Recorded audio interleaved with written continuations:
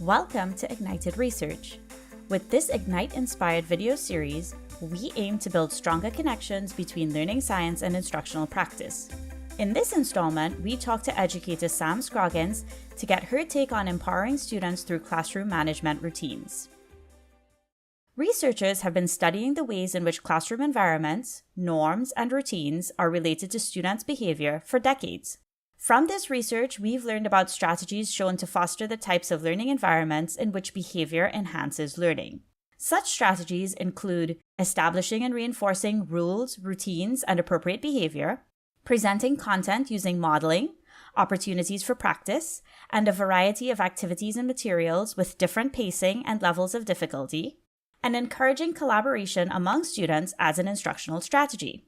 Sam Scroggins, third grade blended science teacher at Cisco Independent School District in Texas, has seamlessly integrated all of these strategies into her classrooms by jumping in alongside her students, modeling her own areas for growth, and empowering each learner to take ownership of classroom norms and expectations. Sam, I know you have a couple of very fun but concrete ways to bring these strategies to life in your classroom. Can you share these with us? When we began the first 6 weeks, our very first thing we established is a class family rule. And our rules, we state right away that we want to feel safe in our learning environment, and that's physically safe, but that's emotionally safe to take chances and risk and to embrace that struggle.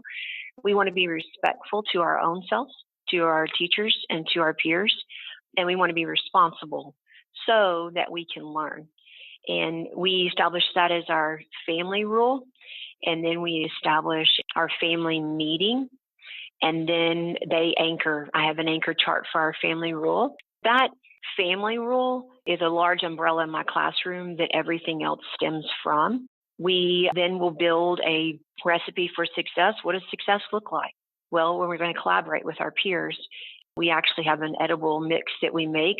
So the recipe for success, we actually build a trail mix.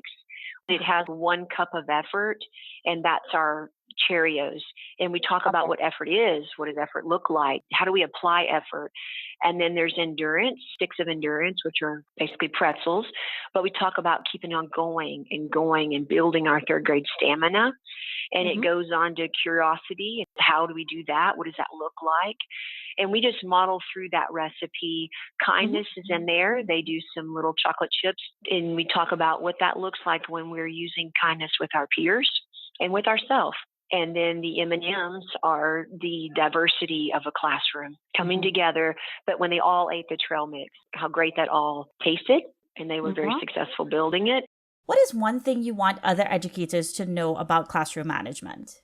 I started noticing that the best thing that I could do for my student was not to control them, but to empower them to control themselves. So student empowerment became a driving force behind my classroom management. Is there anything else that you were struck by? It's a very positive setting. They really self-reflect to fix the problem.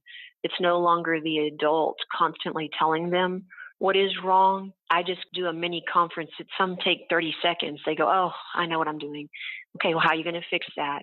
And then they say out loud how they're going to fix it, and they go show what they know. And so that has helped them in their own management, which in return collectively helps the entire class work better and stronger.